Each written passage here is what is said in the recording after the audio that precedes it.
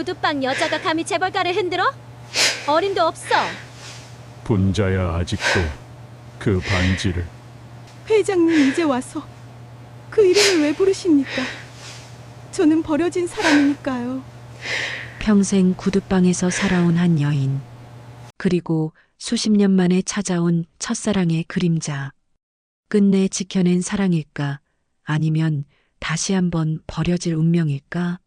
구두방 여인이 재벌 저택의 안주인이 될 수 있을지 그 끝은 여러분과 함께 확인하고 싶습니다. 구독, 좋아요 부탁드립니다. 재벌가를 집어삼킬 스캔들. 그 결말이 지금 펼쳐집니다. 새벽 5시 좁은 골목길 끝에 자리한 작은 구두방에서 망치질 소리가 울려 퍼집니다. 이 분자는 오늘도 어김없이 낡은 의자에 앉아 손님들이 맡긴 구두를 두드리고 있었습니다. 70살의 나이에도 분자의 손놀림은 여전히 정확했습니다. 수십 년간 갈고 닦은 솜씨는 세월이 지나도 녹슬지 않았죠. 구두방 안은 비좁았습니다. 구두약 냄새와 가죽 냄새가 뒤섞여 있었고 낡은 선풍기 한 대가 겨우 공기를 돌리고 있었습니다.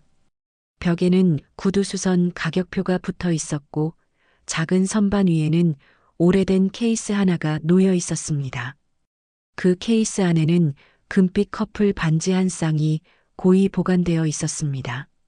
분자는 단 한 번도 이 반지를 버리지 못했습니다. 분자는 망치를 내려놓고 잠시 손등을 바라봤습니다. 굳은 살로 덮인 손등, 주름이 깊게 패인 손가락. 이 손으로 얼마나 많은 사람들의 구두를 손봤을까요? 청계천 봉제 공장에서 일할 때도, 식당에서 설거지를 할 때도, 남의 집 가사도우미로 일할 때도 분자의 손은 단 하루도 쉬지 않았습니다. 남의 발자국만 빛내주다 내 인생은 언제 빛날까? 분자는 혼잣말을 중얼거렸습니다. 목소리는 낮고 쓸쓸했습니다.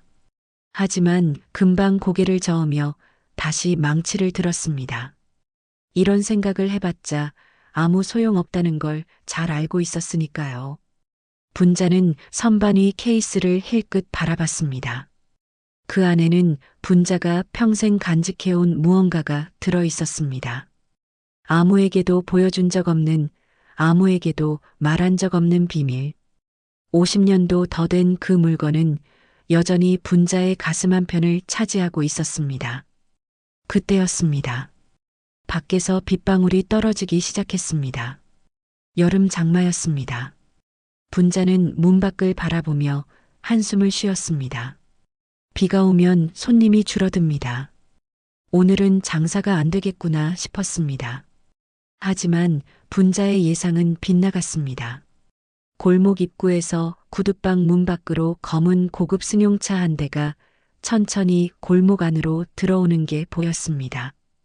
분자는 잠시 손을 멈췄습니다.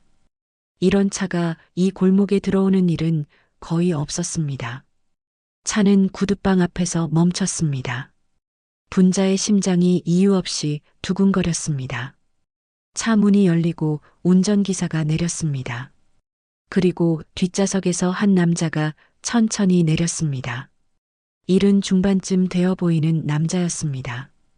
고급스러운 정장을 입고 있었고 위험 있는 분위기가 온몸에서 흘러나왔습니다. 분자는 그 남자를 보는 순간 숨이 멎는 듯 했습니다. 망치가 손에서 미끄러져 바닥에 떨어졌습니다. 쨍그랑 소리가 좁은 구두방 안에 울려 퍼졌습니다. 분자의 얼굴이 하얗게 질렸습니다. 아니, 설마. 분자는 고개를 저었습니다. 50년이나 지났는데 알아볼 리가 없습니다. 하지만 남자의 걸음걸이, 남자의 뒷모습, 남자의 분위기, 모든 게 분자의 기억 속 그 사람과 겹쳤습니다. 남자는 구두방 문을 열고 들어왔습니다. 비에 젖은 구두를 신고 있었습니다. 남자는 분자를 힐끗 보더니 무뚝뚝하게 말했습니다. 구두 굽이 헐렁합니다. 고칠 수 있습니까? 분자는 대답하지 못했습니다.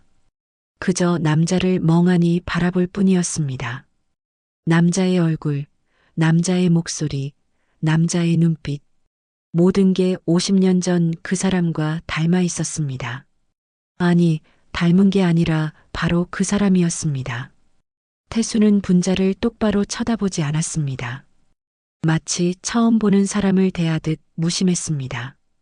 혹시 태수는 분자를 알아보지 못한 걸까요? 50년이라는 세월이 분자의 얼굴을 너무 많이 바꿔놓은 걸까요? 분자는 가슴이 아팠습니다. 알아보지 못하는 것도 서러웠고 알아본다 해도 무서웠습니다. 50년 만에 다시 마주친 이 순간 분자는 도망치고 싶었습니다. 하지만 몸이 움직이지 않았습니다. 못 고치십니까? 남자가 다시 물었습니다.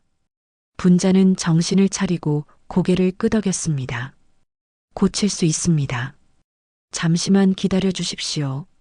분자의 목소리는 떨렸습니다. 남자는 의자에 앉아 구두를 벗었습니다. 분자는 떨리는 손으로 구두를 받았습니다. 고급 수제 구두였습니다. 분자가 평생 만져본 구두 중 가장 비싼 것 같았습니다.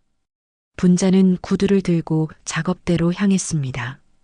하지만 손이 너무 떨려서 제대로 일할 수가 없었습니다.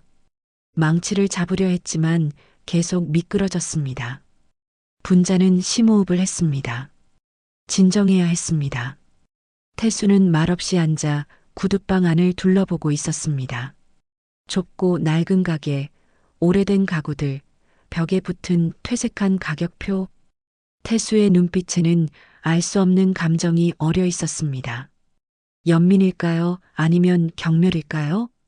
분자는 태수의 시선이 부담스러웠습니다. 빨리 구두를 고쳐서 이 사람을 보내고 싶었습니다. 50년 만에 다시 만났지만 이제 둘 사이에는 아무것도 남지 않았습니다. 아니, 적어도 분자는 그렇게 믿고 싶었습니다. 하지만 분자는 알고 있었습니다. 선반 위 케이스 속 그 물건이 여전히 존재하는 한 과거는 완전히 끝나지 않았다는 것을, 그리고 지금 이 순간 그 과거가 다시 살아나려 하고 있다는 것을. 비는 점점 더 세차게 내렸습니다. 빗소리가 구둣방을 가득 채웠습니다. 분자와 태수, 두 사람 사이에는 침묵만이 흐르고 있었습니다. 50년의 침묵. 그 침묵이 곧 깨어질 것만 같았습니다. 비는 오후까지 계속 내렸습니다. 강태수는 구둣방 안낡은 의자에 앉아 분자가 구두를 고치는 모습을 지켜보고 있었습니다. 분자의 손은 계속 떨렸습니다. 평생 단 한 번도 실수한 적 없던 손이 오늘따라 말을 듣지 않았습니다. 태수는 여전히 분자를 알아보지 못하는 듯 했습니다. 아니, 알아보지 못하는 척하고 있는 걸까요? 분자는 알 수 없었습니다.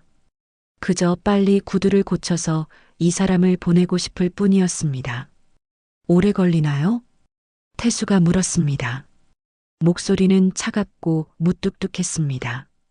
분자는 고개를 끄덕였습니다. 조금만 더 기다려주세요. 굽을 완전히 붙여야 해서요. 분자는 최대한 평온한 목소리로 대답했습니다. 하지만 속으로는 심장이 터질 듯 뛰고 있었습니다. 50년 만에 다시 들은 그 목소리. 세월이 지나 거칠어졌지만 여전히 분자의 가슴을 흔들었습니다. 태수는 한숨을 쉬며 구둣방 안을 다시 둘러봤습니다. 비좁고 낡은 공간. 자신이 살아온 세계와는 너무나 다른 곳이었습니다. 태수의 시선이 이곳저곳을 배회하다가 선반 위에 놓인 작은 케이스에 멈췄습니다. 먼지 하나 없이 깨끗한 케이스. 주변의 다른 물건들과 달리 유독 정성스럽게 관리된 듯 보였습니다. 태수는 무심코 그 케이스를 바라봤습니다. 뭔가 이상한 느낌이 들었습니다. 마치 그 케이스가 자신을 부르는 것 같았습니다. 분자는 태수의 시선이 케이스로 향한 것을 눈치챘습니다. 순간 온몸이 얼어붙었습니다. 망치를 들고 있던 손이 멈췄습니다. 분자는 태수가 케이스에서 시선을 거두기를 간절히 바랐습니다. 하지만 태수의 눈은 케이스에 고정되어 있었습니다. 저건 뭐죠? 태수가 물었습니다. 분자는 당황해서 대답하지 못했습니다. 목구멍이 막혀버린 듯 했습니다. 태수는 대답을 기다리지 않고 천천히 일어났습니다. 그리고 선반으로 다가갔습니다. 안 돼요. 분자가 소리쳤습니다. 하지만 이미 늦었습니다. 태수는 케이스를 집어들었습니다. 분자는 달려가 빼앗으려 했지만 태수는 한 발 물러서며 케이스 뚜껑에 손을 올렸습니다. 제발, 그냥 두세요. 분자의 목소리는 애원하듯 떨렸습니다. 하지만 태수는 이미 케이스를 열고 있었습니다. 천천히 마치 운명처럼 뚜껑이 열렸습니다. 그 순간 시간이 멈춘 듯 했습니다. 케이스 안에서 금빛 반지 2개가 모습을 드러냈습니다. 50년도 더 된 반지였지만 분자가 정성스럽게 닦아낸 덕분에 여전히 빛나고 있었습니다. 반지 안쪽에는 작은 글씨가 새겨져 있었습니다. 태수와 분자의 이름이었습니다. 태수는 숨이 멎는 듯 했습니다. 얼굴이 하얗게 질렸습니다. 손이 심하게 떨렸습니다.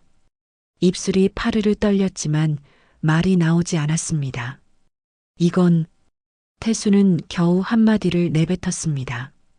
그리고 반지를 한참 동안 바라봤습니다.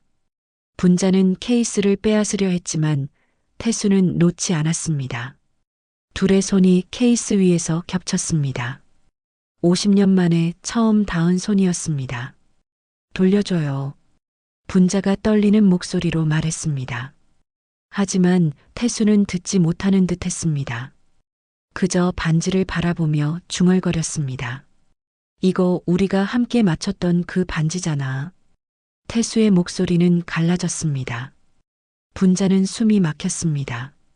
태수가 기억하고 있었습니다.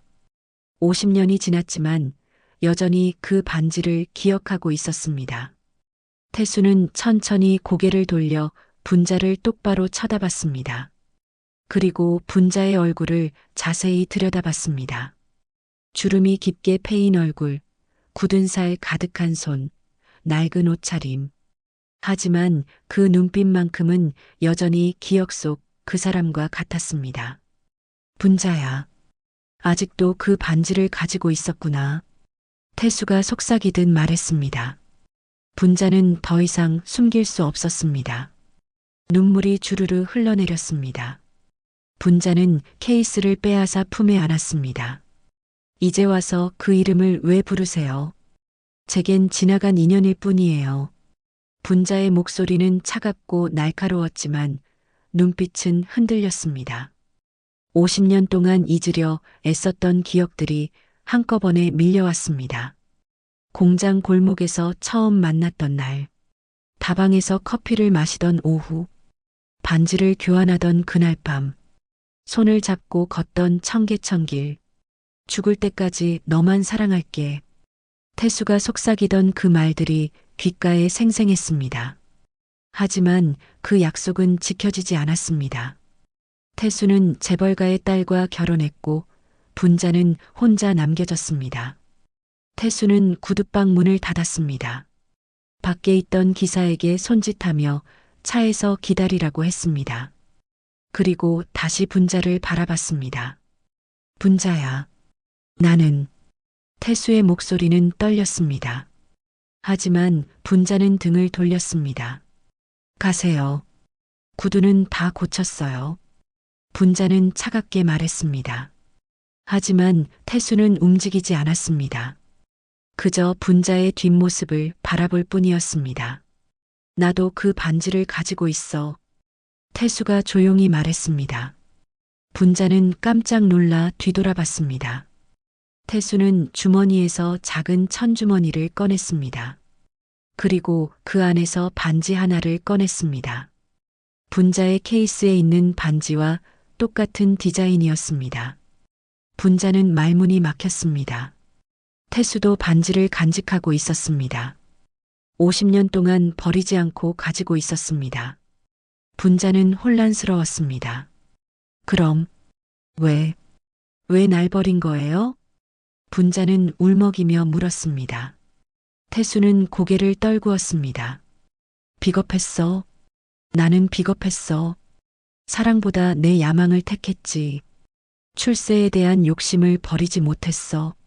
태수의 목소리는 후회로 가득했습니다. 분자는 고개를 저었습니다. 이제 와서 무슨 소용이에요. 다 지나간 일이잖아요. 분자는 쓸쓸하게 말했습니다. 하지만 태수는 다가와 분자의 손을 잡았습니다. 아니야. 늦지 않았어. 분자야, 나와 다시. 하지만 분자는 손을 뿌리쳤습니다. 당신은 회장님이에요. 저는 구두방 주인일 뿐이고요. 우리는 어울리지 않아요. 돌아가세요. 분자는 태수에게 구두를 건넸습니다. 태수는 한참을 망설이다가 구두를 받았습니다. 그리고 문을 나서기 전에 마지막으로 말했습니다. 분자야, 나는 포기 안 해. 50년을 기다렸어. 이제 널 놓치지 않을 거야. 태수는 구두방을 나갔습니다. 검은 승용차가 천천히 출발했습니다. 분자는 그 모습을 지켜보며 주저앉았습니다. 케이스를 꼭 안고 소리 없이 울었습니다. 빗소리가 분자의 울음을 덮었습니다. 그날 이후 태수는 구두방 근처에서 떠나지 않았습니다. 매일 아침 검은 승용차가 골목 입구에 멈춰 섰습니다. 기사는 차에서 내려 구두방 문 앞에 봉투 하나를 놓고 갔습니다. 분자는 그 봉투들을 열어보지 않고 쌓아두었습니다. 하지만 태수는 포기하지 않았습니다. 일주일째 되는 날, 태수는 직접 구두방 문을 열고 들어왔습니다. 분자는 손님 구두를 고치다 말고 고개를 들었습니다. 뭐하러 또 오셨어요? 분자는 차갑게 물었습니다. 태수는 대답 대신 의자에 앉았습니다. 오늘도 구두를 맡기러 왔어. 태수가 말했습니다. 분자는 한숨을 쉬었습니다. 구두가 멀쩡한데 왜 자꾸 오세요? 그럼 커피라도 한잔 하자. 밖에 다방이 있더라. 태수가 말했습니다. 분자는 고개를 저었습니다. 싫어요. 그냥 가세요. 하지만 태수는 움직이지 않았습니다. 그렇게 1시간이 지났습니다. 태수는 그저 구두방 안에 앉아 분자가 일하는 모습을 지켜봤습니다. 분자는 불편했지만 내쫓을 수도 없었습니다. 그날 저녁 골목 사람들이 수군거리기 시작했습니다. 분자 씨네 가게에 고급차가 자꾸 온대. 그 차 주인이 재벌이래. 아니, 분자 씨가 무슨 재벌이랑 아는 사이야? 소문은 빠르게 퍼져나갔습니다. 분자는 장을 보러 나갈 때마다 사람들의 시선을 느꼈습니다. 수군거리는 소리가 들렸습니다. 한편 태수의 회사에서도 이상한 소문이 돌기 시작했습니다. 비서가 조심스럽게 물었습니다. 회장님, 요즘 어디 자주 가시는 것 같은데 혹시 불편하신 곳이라도 있으세요? 태수는 대답하지 않았습니다. 하지만 비서는 이미 눈치챘습니다. 회장이 매일 같은 골목을 찾아간다는 것을, 그것도 빈민가 구두방이라는 것을 비서는 며느리 오유라에게 조심스럽게 보고했습니다. 유라는 즉시 사람을 보내 조사하게 했습니다. 그리고 며칠 뒤 유라는 충격적인 사실을 알게 되었습니다. 구두방 주인이 여자라고? 70살 할머니? 유라는 믿을 수 없다는 표정을 지었습니다. 조사원은 고개를 끄덕였습니다. 네, 사모님. 회장님께서 일주일째 그 가게를 찾아가고 계십니다. 꽤 오래 머무르시는 것 같습니다. 유라는 이를 악물었습니다. 이건 문제였습니다. 재벌 회장이 빈민가 여자와 엮인다는 소문이 퍼지면 회사 이미지에 큰 타격이 올 것이었습니다. 유라는 곧바로 남편 도진을 찾아갔습니다. 여보, 큰일 났어. 아버님이 이상한 여자를 만나고 계셔. 도진은 서류를 보다 말고 고개를 들었습니다. 뭐라고? 빈민가 구두방 주인이래요. 70살 할머니요. 매일같이 그 가게를 찾아가신대요. 유라의 목소리는 다급했습니다. 도지는 얼굴이 굳었습니다. 확실해? 제가 직접 조사시켰어요. 이거 방치하면 안 돼요. 언론에 알려지기 전에 막아야 해요. 유라는 남편의 팔을 잡았습니다. 도지는 한참을 생각하다가 고개를 끄덕였습니다. 알았어. 내가 아버지를 찾아가 봐야겠어. 그날 저녁 도지는 태수의 서재로 찾아갔습니다. 태수는 책상 앞에 앉아 오래된 사진 한 장을 바라보고 있었습니다. 젊은 날 분자와 함께 찍은 사진이었습니다. 아버지. 도진이 문을 열고 들어왔습니다. 태수는 황급히 사진을 서랍에 넣었습니다. 무슨 일이냐? 아버지, 요즘 어디 자주 가신다던데요? 도진은 직설적으로 물었습니다. 태수는 잠시 침묵했습니다. 그게 너랑 무슨 상관이냐? 회사에 소문이 돌고 있어요. 아버지께서 이상한 곳을 자주 찾아간다고요. 도진의 목소리는 차가웠습니다. 태수는 한숨을 쉬었습니다. 구두방 주인이라던데요? 70살 할머니요? 도진은 비아냥거리듯 말했습니다. 태수는 눈빛이 날카로워졌습니다. 그 사람을 함부로 말하지 마라. 아버지, 정신 차리세요. 재벌 회장이 빈민가 여자랑 어울리면 회사 이미지가 어떻게 되겠어요? 도진은 소리를 질렀습니다. 태수는 천천히 일어났습니다. 이미지? 회사? 그게 뭐가 중요하냐? 당연히 중요하죠. 주주들이 이 사회가 가만히 있지 않을 거예요. 도진은 화가 났습니다. 태수는 아들을 똑바로 쳐다봤습니다. 나는 내가 하고 싶은 대로 살 거다. 내가 뭘 하든 상관없다. 아버지, 그 여자가 뭐길래 이러세요? 도진이 소리쳤습니다. 태수는 아들의 눈을 똑바로 쳐다보며 말했습니다. 내 첫사랑이다. 평생 잊지 못했던 사람이다. 도진은 어이가 없다는 표정을 지었습니다. 첫사랑? 이 나이에 무슨 첫사랑이에요? 우리 회사는 어쩌려고요? 우리 회사? 태수는 비웃듯 말했습니다. 그게 그렇게 중요하면 내가 나가서 내 회사나 차려라. 더 이상 너한테 이런 얘기 듣고 싶지 않다. 도진은 얼굴이 새하얗게 질렸습니다. 태수는 서재를 나가려 했습니다. 하지만 도진이 앞을 막았습니다. 아버지, 설마 그 여자한테 회사를 물려주실 생각은 아니시죠? 도진의 목소리는 떨렸습니다. 태수는 차갑게 웃었습니다. 그게 내 걱정이구나. 내 재산이 어디로 갈까봐 두려운 거지? 아버지, 당장은 아니다. 하지만 내가 원하면 그럴 수도 있지. 태수는 도진을 밀치고 서재를 나갔습니다. 도진은 그 자리에 멍하니 서 있었습니다. 손이 부들부들 떨렸습니다. 도진은 곧바로 유라에게 전화했습니다. 도진의 이야기를 다 들은 유라가 말했습니다. 여보, 당장 그 여자 조사해요. 혹시 자식이 있는지, 숨겨둔 가족이 있는지 다 파헤쳐요. 왜? 혹시라도 그 여자한테 자식이 있으면 어떡해요? 아버님이 그 자식한테 회사를 물려줄 수도 있잖아요. 유라의 목소리는 날카로웠습니다. 도진은 깜짝 놀랐습니다. 설마 그럴까? 설마가 아니라 지금 아버님 상태가 그렇잖아요. 당장 조사해요. 그 여자의 과거, 가족관계 다 파헤쳐야 해요. 유라는 이를 악물었습니다. 도진은 고개를 끄덕였습니다. 전화를 끊고 유라는 창밖을 바라보며 냉소를 지었습니다. 구두방 할머니 주제에 감히 우리 집안에 손을 대려고? 자식이라도 있으면 우리는 끝이야. 그 전에 반드시 막아야 해. 유라는 책상 위에 있던 서류를 집어던졌습니다.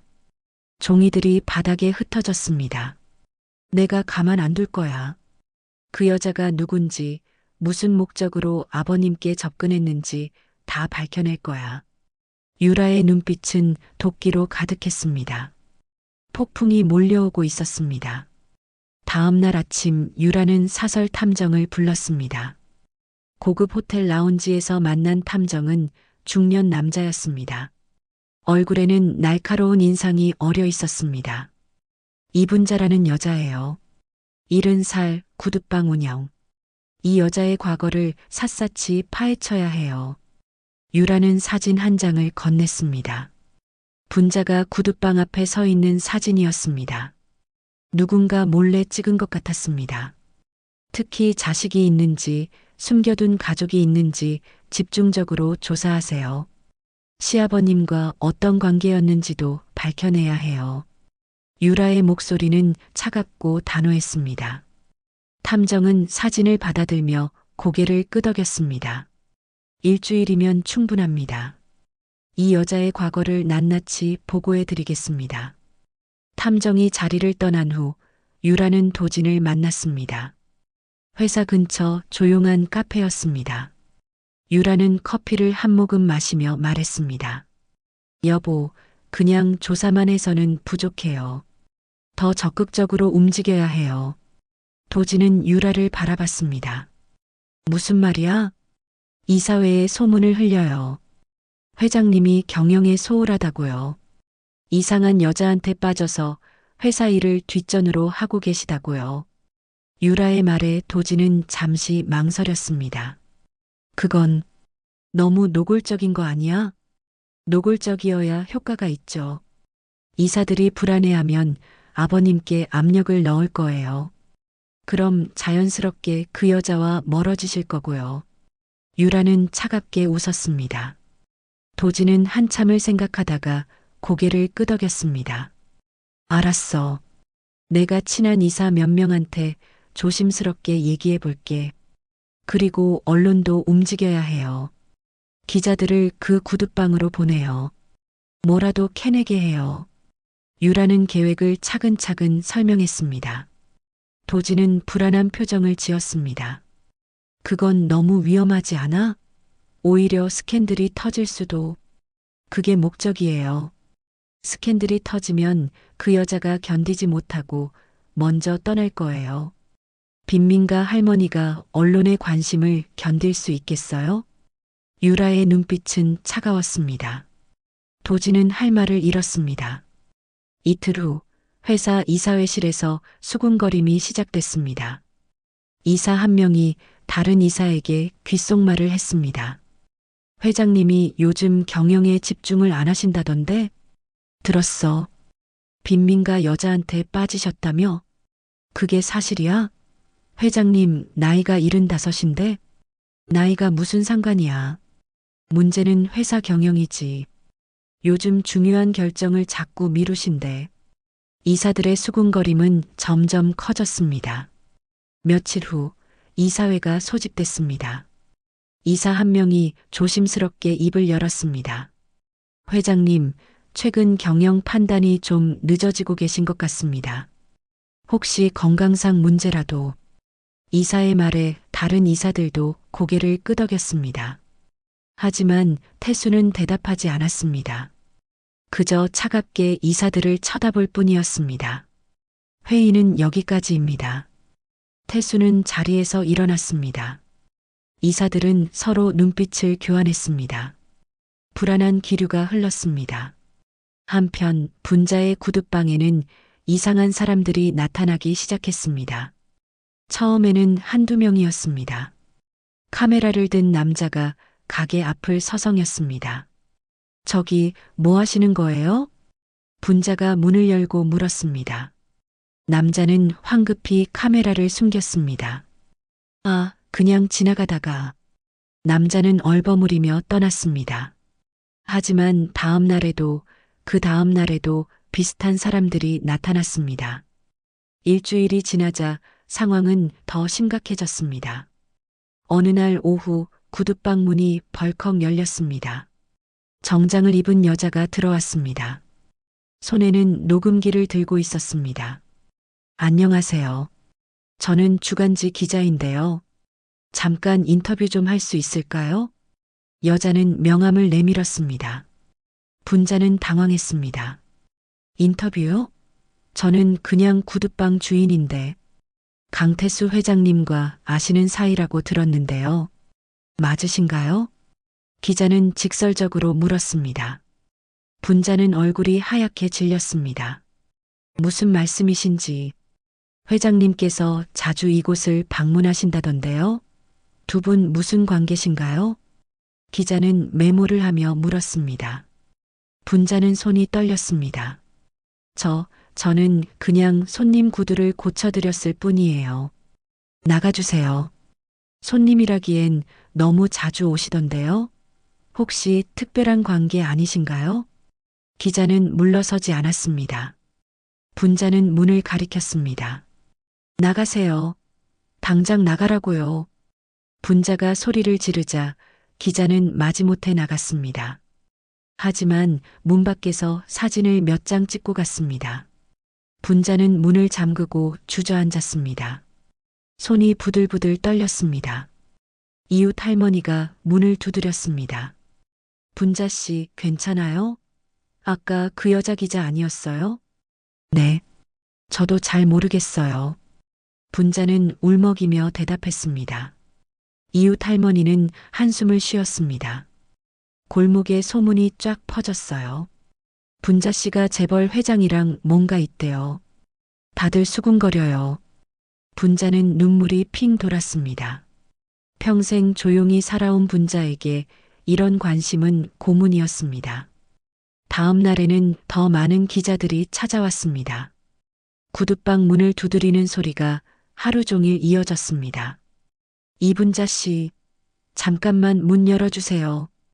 강태수 회장님과 무슨 관계신지 설명해 주세요. 과거에 어떤 사이셨나요? 기자들은 집요했습니다. 분자는 문을 잠그고 안에서 떨었습니다. 손님들도 오지 않았습니다. 아니, 오려고 해도 기자들이 가로막았습니다. 골목 이웃들도 수군거렸습니다. 장을 보러 나간 분자를 보며 사람들이 손가락질을 했습니다. 저 사람이 그 할머니래. 재벌 회장이랑 뭔가 있대. 돈 노리고 접근한 거 아닐까? 분자는 장바구니를 꼭 쥐고 빨리 걸었습니다. 하지만 소문은 피할 수 없었습니다. 어느 날 밤 분자는 구두방 안에서 혼자 울었습니다.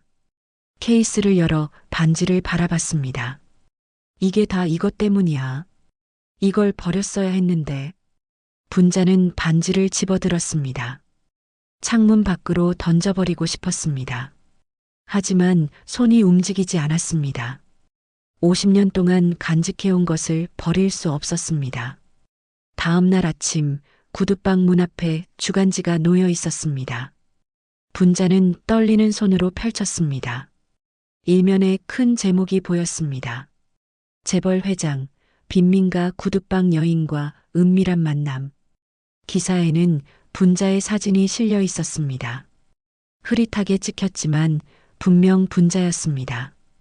기사는 추측과 억측으로 가득했습니다. 분자는 주간지를 구겨 쓰레기통에 던졌습니다. 그리고 선반 위 케이스를 내려다봤습니다. 반지가 조용히 빛나고 있었습니다. 태수 씨, 이제 정말 끝이에요. 분자는 중얼거렸습니다. 눈물이 주르르 흘러내렸습니다. 밖에서는 또다시 기자들이 문을 두드리기 시작했습니다. 골목 입구에서는 유라가 보낸 탐정이 분자를 지켜보고 있었습니다. 카메라로 구두방을 찍으며 메모를 했습니다. 모든 것이 계획대로 흘러가고 있었습니다. 유라는 사무실에서 주간지를 보며 만족스러운 미소를 지었습니다. 이제 시작일 뿐이야. 곧 그 여자가 스스로 떠날 거야. 유라는 주간지를 덮으며 중얼거렸습니다. 폭풍은 점점 거세지고 있었습니다. 주간지 기사가 나간 후 분자의 삶은 완전히 무너졌습니다. 구두방 문 앞에는 아침부터 저녁까지 기자들이 진을 치고 있었습니다. 손님들은 발길을 끊었습니다. 골목 이웃들의 시선은 더욱 차가워졌습니다. 한편 태수의 회사에서는 더 큰 폭풍이 몰아치고 있었습니다. 유라와 도진의 계획대로 이사회는 술렁이기 시작했습니다. 긴급 이사회가 소집되었고 이사들은 회장의 경영권 이양까지 거론하기 시작했습니다. 그날 저녁 유라는 탐정에게서 전화를 받았습니다. 사모님, 조사 결과가 나왔습니다. 이분자 씨에게 자식은 없습니다. 하지만 50년 전에 유산 기록이 있습니다. 유라의 눈이 반짝였습니다. 이건 완벽한 무기였습니다. 악독한 계획이 머릿속에 그려졌습니다.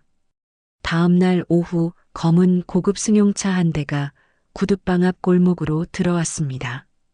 기자들은 즉시 알아차렸습니다. 강태수 회장의 며느리였습니다. 저기 강 회장 아들 사모님이다. 기자들이 우르르 몰려들었습니다. 카메라 플래시가 터지기 시작했습니다. 유라는 천천히 차에서 내렸습니다. 명품으로 치장한 모습이었습니다.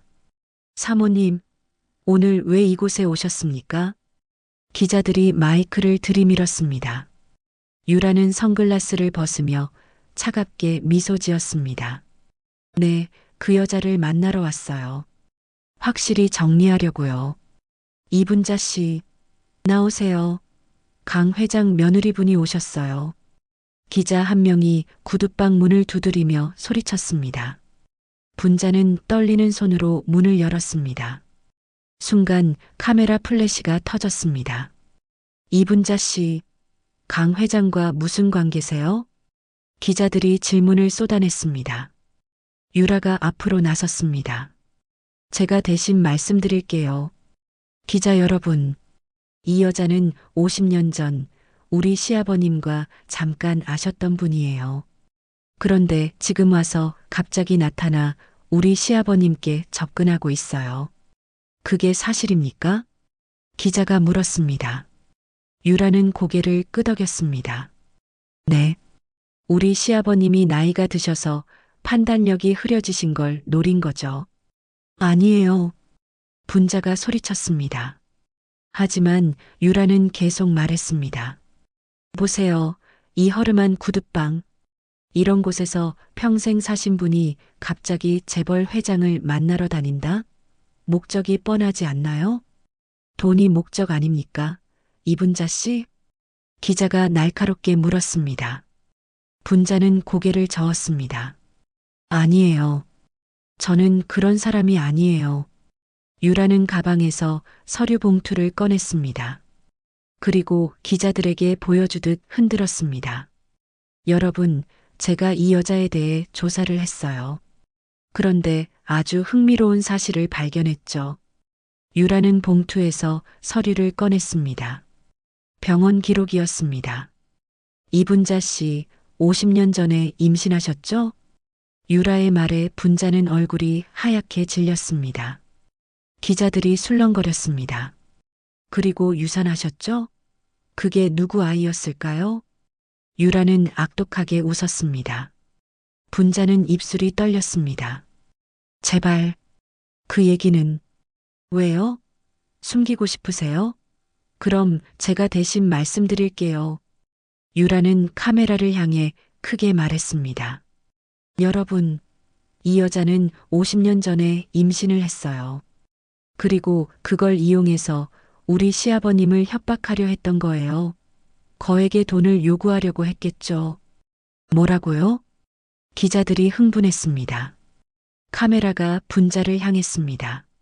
아니에요. 그게 아니에요. 분자가 소리쳤습니다.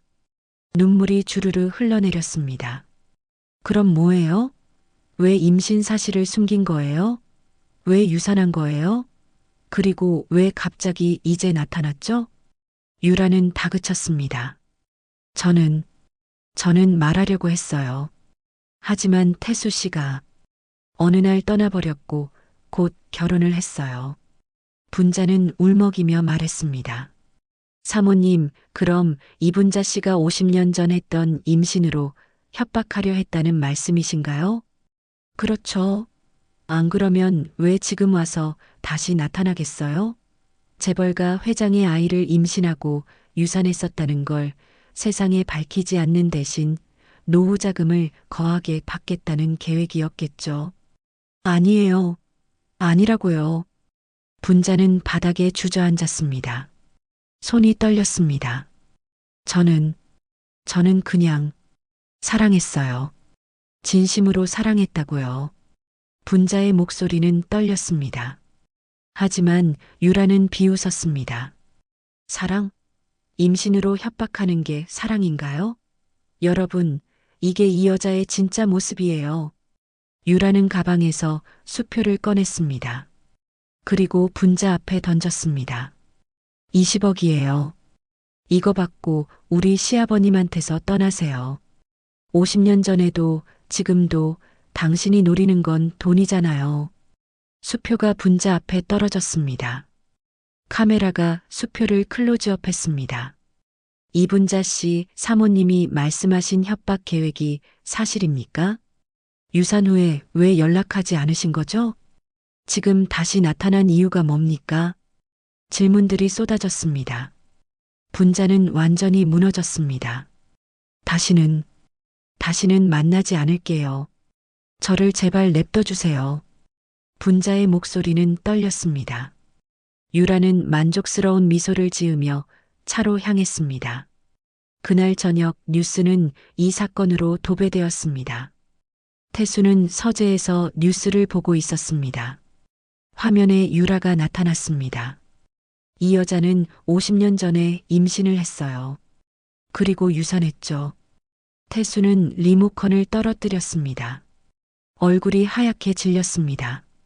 임신, 유산? 태수는 믿을 수 없었습니다. 분자가 임신했었다고, 그리고 유산했다고? 태수는 전혀 몰랐습니다. 분자야. 태수는 중얼거렸습니다. 손이 떨렸습니다. 화면 속 분자가 바닥에 주저앉아 우는 모습이 보였습니다. 태수는 비틀거리며 일어났습니다. 그리고 황급히 밖으로 나갔습니다. 차 준비해. 당장.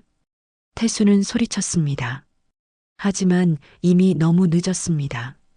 태수는 황급히 구두방으로 향했습니다. 차는 골목 입구에 멈춰 섰습니다. 이미 밤이 깊었습니다. 기자들은 대부분 떠났지만 몇몇은 여전히 구두방 앞을 지키고 있었습니다. 회장님, 기자들이 달려들었습니다. 하지만 태수는 그들을 밀치고 구두방 문을 두드렸습니다.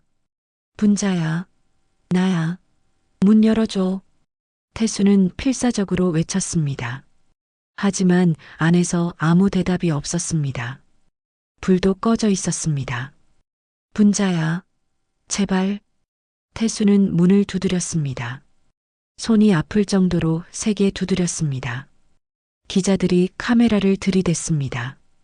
회장님, 임신 사실 알고 계셨습니까? 유산에 대해 한마디 해주세요. 기자들의 질문이 쏟아졌습니다. 태수는 그들을 노려봤습니다. 다들 물러서. 당장. 태수의 목소리는 분노로 가득했습니다. 기자들이 조금 물러섰습니다. 태수는 다시 문을 두드렸습니다. 하지만 여전히 대답이 없었습니다. 문은 잠겨 있었습니다. 태수는 주저앉았습니다. 문 앞에서 75살의 재벌 회장이 구두방 문 앞에 주저앉아 있었습니다. 분자야, 미안해. 난 몰랐어. 정말 몰랐어. 태수는 중얼거렸습니다. 눈물이 흘러내렸습니다. 임신, 유산. 태수는 전혀 몰랐습니다. 분자가 혼자 그 고통을 견뎠다는 것을. 구두방 안에서 분자는 벽에 기대어 앉아 있었습니다. 태수의 목소리가 들렸습니다.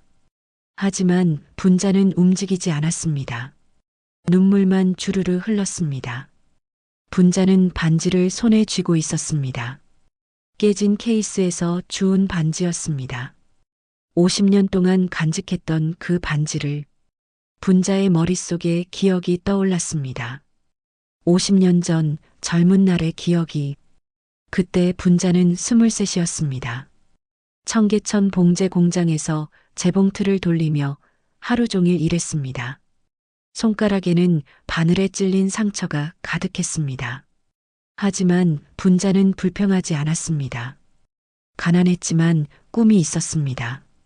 어느 날 공장 사무실에서 일하는 남자가 분자에게 말을 걸었습니다. 강태수였습니다.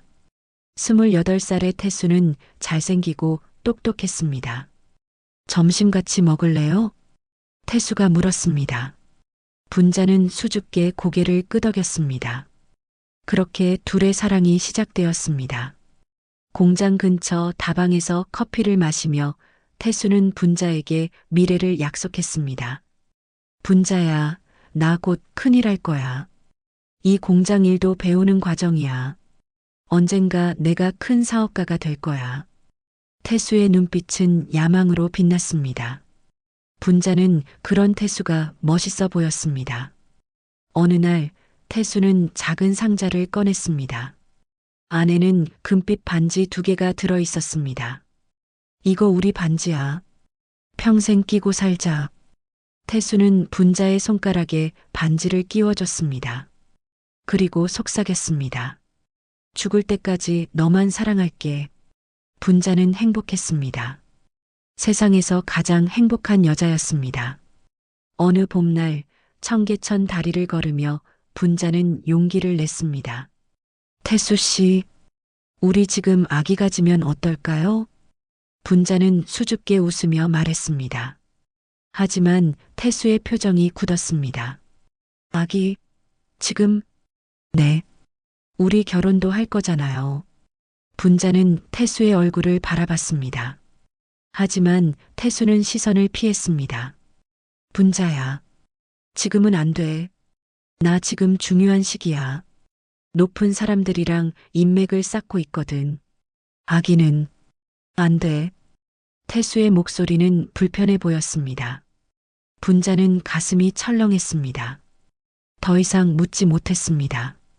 그리고 운명의 날이 왔습니다. 어느 날 공장에 재벌 회장이 시찰을 왔습니다. 대한제철 박준영 회장이었습니다. 공장은 발칵 뒤집혔습니다. 박 회장은 공장을 둘러보며 여러 질문을 했습니다. 태수는 사무실에서 박 회장을 안내했습니다. 태수는 똑똑했습니다. 박 회장의 질문에 막힘없이 대답했습니다. 자네, 이름이 뭔가? 강태수입니다, 회장님. 똑똑하군. 사업 감각이 있어 보여. 내 명함이야. 박 회장은 명함을 건넸습니다. 태수는 떨리는 손으로 받았습니다. 이것이 기회였습니다. 그날 이후 태수는 박 회장과 자주 만났습니다. 저녁 식사, 골프, 회의. 박 회장은 태수를 점점 신뢰하기 시작했습니다. 석 달 후 박 회장은 태수를 고급 한정식 집으로 불렀습니다. 박 회장 옆에는 젊은 여자가 앉아 있었습니다. 태수군, 소개하지. 내 딸 미선이야. 박미선은 화려했습니다. 명문대를 나왔고 외국 유학까지 다녀온 재벌가 딸이었습니다. 태수군, 자네 미선이랑 어울릴 것 같은데? 자네가 내 사위가 되면 좋겠네. 내 회사를 물려줄 사람이 필요하거든. 박 회장의 눈빛은 진지했습니다. 태수의 머릿속이 복잡했습니다. 분자의 얼굴이 떠올랐습니다. 하지만 동시에 야망이 꿈틀거렸습니다. 재벌가의 사위, 회사 경영권, 성공. 일주일의 시간을 받은 태수는 잠을 이루지 못했습니다.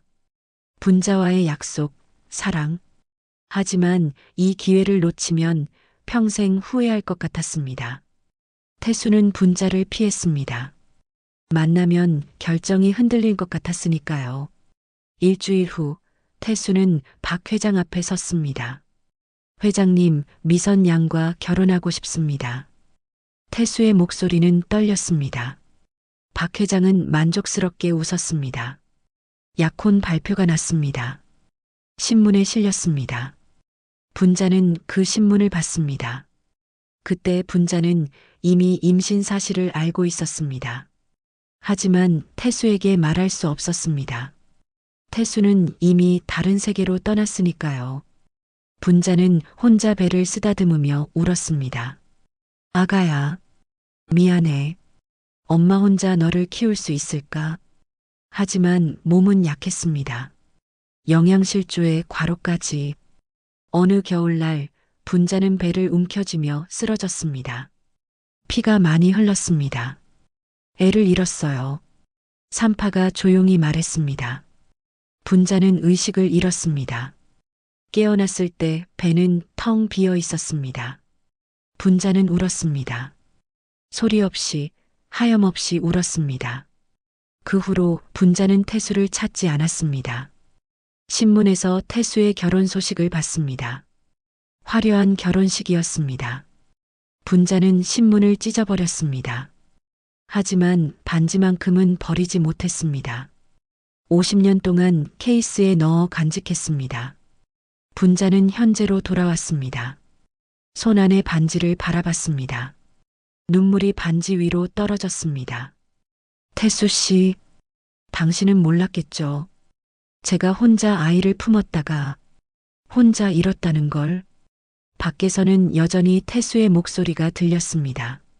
분자야, 미안해.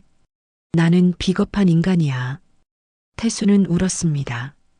구두방 문 앞에서 50년의 후회가 눈물로 쏟아졌습니다. 새벽이 밝았습니다. 태수는 여전히 구두방 문 앞에 앉아 있었습니다. 온몸이 얼어붙었지만 움직이지 않았습니다. 분자가 문을 열어줄 때까지 기다릴 작정이었습니다. 해가 떠올랐습니다.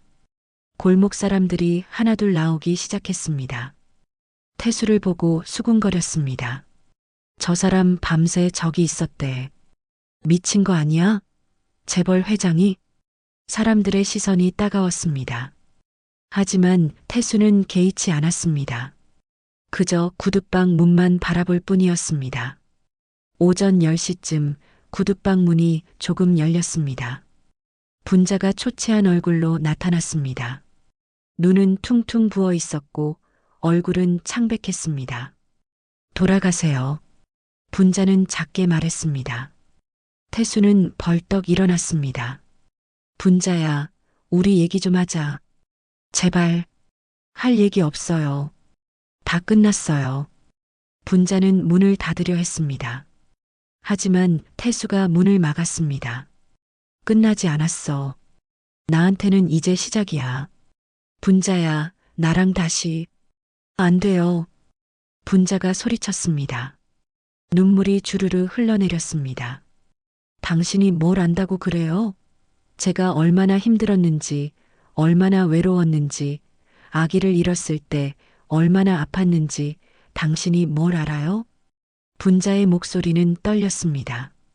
태수는 할 말을 잃었습니다. 미안해. 정말 미안해. 나도 행복하지 않았어. 뭐라고요? 분자는 태수를 쳐다봤습니다. 태수는 문 앞에 주저앉았습니다. 분자야, 나도 지옥 같았어. 미선이랑 결혼했지만 사랑 없는 결혼이었어. 서로를 미워했어. 1년 만에 아들 도진이가 태어났지만 우리 사이는 더 멀어졌어. 태수의 목소리는 쓸쓸했습니다. 매일 밤 내 생각을 했어. 내가 버린 너를, 내가 저버린 사랑을. 미선이도 알았어. 내가 다른 여자를 사랑한다는 걸. 그래서 우리는 더 불행했어. 분자는 말없이 태수를 바라봤습니다. 결혼 3년째 되던 해 미선이가 먼저 말했어. 이혼하자고. 나는 반대하지 않았어. 아니, 솔직히 안도했어. 이제 이 거짓된 삶에서 벗어날 수 있다고 생각했지. 태수는 고개를 들어 분자를 바라봤습니다. 하지만 그것도 착각이었어. 미선이는 외국으로 떠났고 나는 도진이를 혼자 키웠어. 회사 경영도 했어. 성공했어. 돈도 많이 벌었어. 하지만 행복하지 않았어. 단 하루도. 태수는 눈물을 흘렸습니다. 밤마다 내 이름을 불렀어. 분자야, 분자야. 하지만 내가 어디 있는지 몰랐어. 찾으려고 했지만 찾을 수 없었어. 내가 청계천을 떠났다는 것만 알았어. 분자는 벽에 기댔습니다. 다리에 힘이 풀렸습니다. 50년 동안 매일 너를 그리워했어. 이 반지를 보면서 울었어. 내가 저지른 죄를 뉘우쳤어. 하지만 돌이킬 수 없었어. 태수는 반지를 꺼내 바라봤습니다. 그러다 우연히 빗속에서 이 구두방을 발견했어. 그리고 내가 간직한 반지를 봤어. 그 순간 알았어. 너도 나를 잊지 못했다는 걸. 분자는 울었습니다. 태수도 울었습니다. 50년의 시간이 눈물로 흘러내렸습니다. 그날 저녁 태수는 회사 창립 기념식에 참석해야 했습니다. 수백 명의 하객이 모였습니다. 이사들, 주주들, 언론. 화려한 행사였습니다. 태수는 단상에 올랐습니다. 마이크 앞에 섰습니다. 준비된 원고가 있었습니다. 하지만 태수는 원고를 내려놓았습니다. 오늘 여러분께 고백할 것이 있습니다. 태수가 말했습니다. 객석이 조용해졌습니다. 도진과 유라는 불안한 표정을 지었습니다. 저는 평생 거짓으로 살아왔습니다. 성공을 위해, 돈을 위해, 명예를 위해. 하지만 정작 중요한 것을 버렸습니다. 사랑을요. 태수의 목소리는 떨렸습니다. 객석이 술렁거렸습니다. 50년 전 저는 한 여자를 사랑했습니다. 진심으로 사랑했습니다. 하지만 저는 비겁했습니다. 재벌가의 딸과 결혼하면 성공할 수 있다는 유혹을 이기지 못했습니다. 도진이 벌떡 일어났습니다. 아버지, 무슨 말씀을 하시는 거예요? 하지만 태수는 계속 말했습니다. 저는 그 여자를 버렸습니다. 그리고 평생 후회하며 살았습니다. 결혼도 실패했습니다. 사랑 없는 결혼이었으니까요. 3년 만에 이혼했습니다. 하지만 그 여자를 다시 찾을 수 없었습니다. 객석이 웅성거렸습니다. 기자들이 메모를 했습니다. 최근에 그 여자를 다시 만났습니다. 50년 만에. 하지만 제 가족들이 그 여자를 괴롭혔습니다. 언론을 동원해서 망신을 줬습니다. 유라는 얼굴이 새하얗게 질렸습니다. 카메라가 유라를 향했습니다. 며느리, 아들, 너희들이 한 짓을 나는 다 알고 있다. 너희들은 회사가, 돈이 중요했겠지. 하지만 나한테는 그 여자가 더 중요하다. 태수는 주머니에서 반지를 꺼냈습니다. 50년 동안 간직해온 그 반지를. 카메라가 반지를 클로즈업했습니다. 이 반지는 50년 전 우리가 함께 맞춘 반지입니다. 저는 이 반지를 평생 간직했습니다. 그 여자도 마찬가지였습니다. 우리는 서로를 잊지 못했습니다. 태수는 반지를 높이 들어 보였습니다. 이분자 씨, 당신이 보고 있다면 말하고 싶습니다. 나와 다시 시작해 주세요. 이제는 체면도 명예도 회사도 필요 없습니다. 그저 당신 옆에 있고 싶습니다. 나와 다시 연인이 되어주세요. 장례가 술렁였습니다. 도진은 단상으로 뛰어올랐습니다. 아버지, 정신 차리세요. 유라는 비명을 지르며 쓰러지는 신용을 했습니다. 하지만 아무도 신경 쓰지 않았습니다. 모든 카메라가 태수를 향하고 있었습니다. 태수의 공개 고백은 다음 날 모든 언론의 헤드라인을 장식했습니다. 강태수 회장, 50년 첫사랑 위에 모든 것 버린다. 대중들은 대부분 태수의 편이었습니다. 50년을 기다린 사랑은 누구도 쉽게 비난할 수 없었습니다. 회사 이사회는 긴급 소집되었지만 유라와 도진의 계획은 실패했습니다. 회장님의 고백 이후 주가가 올랐습니다. 국민들이 응원하고 있어요. 한 이사가 말했습니다. 유라는 이를 악물었습니다. 그날 오후 태수는 다시 구두방을 찾았습니다. 하얀 장미를 들고 분자야, 나야. 문이 열렸습니다. 분자가 나타났습니다. 태수는 무릎을 꿇었습니다. 분자야, 나랑 결혼해줘. 이번엔 제대로 하고 싶어? 태수는 반지를 꺼냈습니다. 분자는 떨리는 목소리로 대답했습니다. 네, 결혼할게요. 50년 만에 반지는 다시 제자리를 찾았습니다. 한 달 후 조용한 결혼식이 열렸습니다. 분자는 고운 한복을 입었습니다. 축하합니다, 회장님. 고맙습니다. 50년을 기다렸습니다. 결혼식 후 태수는 분자를 백화점 VIP 라운지로 데려갔습니다. 사모님, 어서 오십시오. 직원들이 일제히 인사했습니다. 명품 옷과 가방이 준비되었습니다. 분자는 거울 속 자신을 보며 믿을 수 없다는 표정을 지었습니다. 좋아. 이거 다 주세요. 태수는 서슴없이 말했습니다.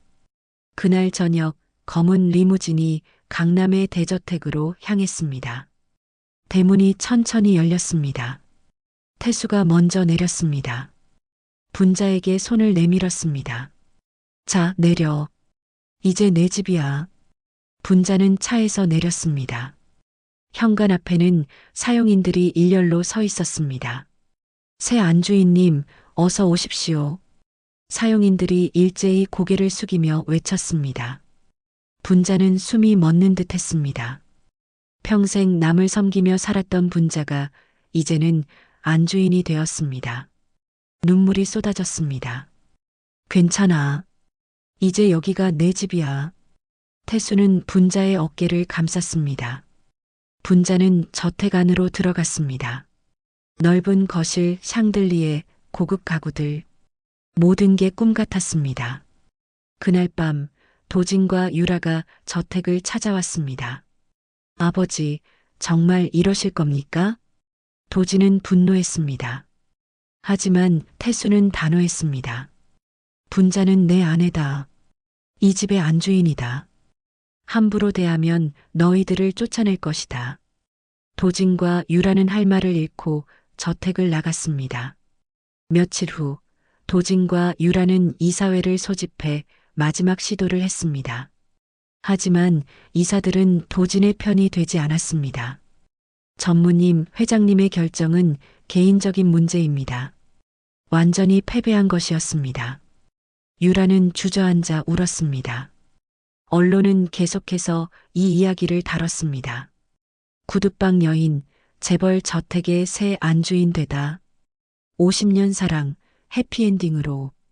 어느 화창한 오후 분자는 저택 정원에서 차를 마시고 있었습니다. 고운 옷을 입고 여유롭게 책을 읽고 있었습니다. 안주인님, 차 더 드릴까요?